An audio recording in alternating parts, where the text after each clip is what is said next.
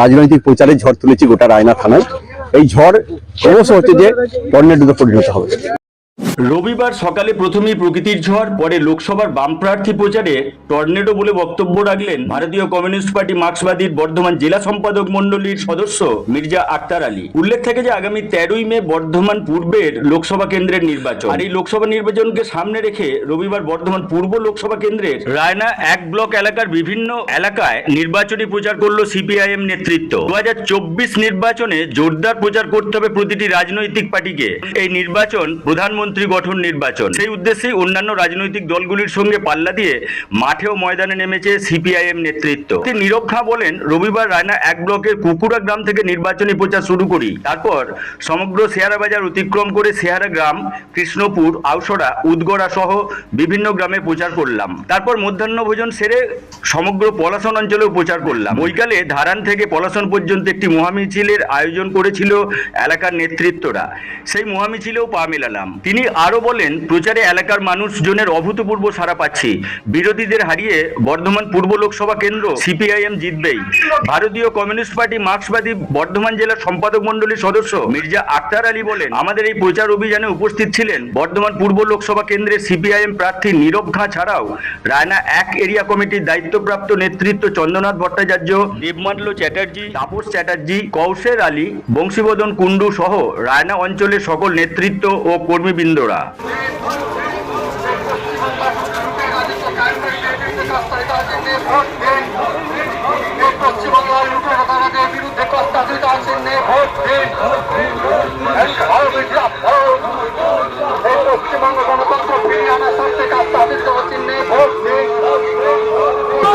কুকুরা গ্রাম থেকে শুরু করেছি, এখন আমরা রয়েছি হচ্ছে এই কোনা গ্রামে। প্রচারে কেমন সাড়া পাচ্ছেন? দারুণ সাড়া পাচ্ছি, দারুণ সাড়া। কয়েকদিনের তীব্র দাবদাহ এবং আজকে একটু হলো আবহাওয়া ভালো হয়েছে। সেই জায়গায় দাঁড়িয়ে কতটা সাড়া পাচ্ছেন প্রচারে? সাড়া তো ভালো পাচ্ছি, এবং তবে আজকে একটু আমাদের সুবিধা হচ্ছে, কারণ আবহাওয়াটা ভালো হওয়ার জন্য কমরেডদের সকলেরই সুবিধা হচ্ছে, নাহলে অন্যদিন ভীষণ কষ্ট হয়। এর আগের লোকসভা নির্বাচন আমরা দেখেছি যে ভোট অনেক ভাগাভাগি হয়েছিল। সেক্ষেত্রে এবারে কি মনে হচ্ছে আপনাদের ভোট সংখ্যা আপনারা ধরে রাখতে পারবেন? একেবারে ভোট সংখ্যা ধরে রাখা না, দেখবেন বিগত যে উপনির্বাচন বা তারপরে পঞ্চায়েত নির্বাচন সবেতেই আমাদের ভোট বেড়েছে, সবেতেই বিগত হচ্ছে লোকসভা বা বিধানসভার তুলনায় পরপর বাড়ছে। ফলে আমাদের যা লাস্ট হিসাব তাতে বর্ধমান পূর্ব লোকসভা কেন্দ্রে আমাদের প্রায় 23% মতো ভোট আমরা পঞ্চায়েত ভোটে পেয়েছিলাম।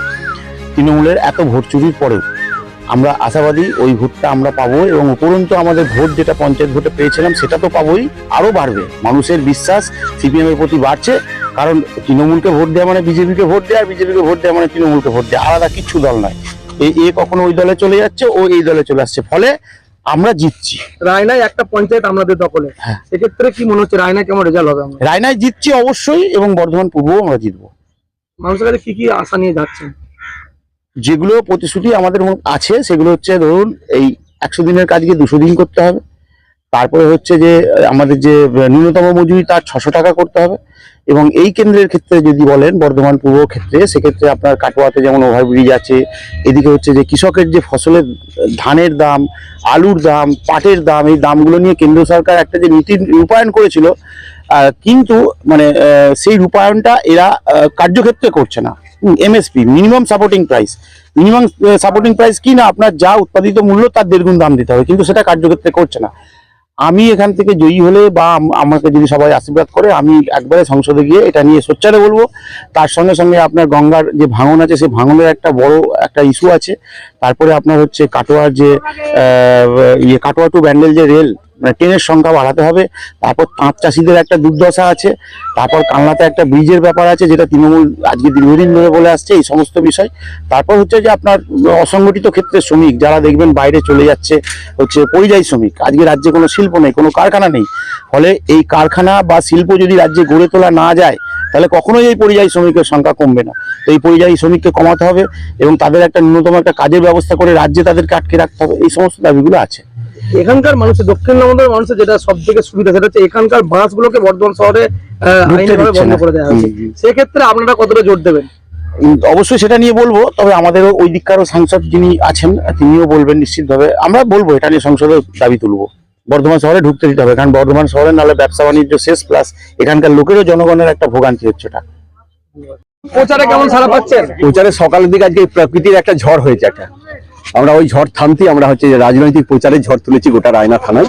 এই ঝড় ক্রমশ হচ্ছে যে টর্নেডোতে পরিণত হবে।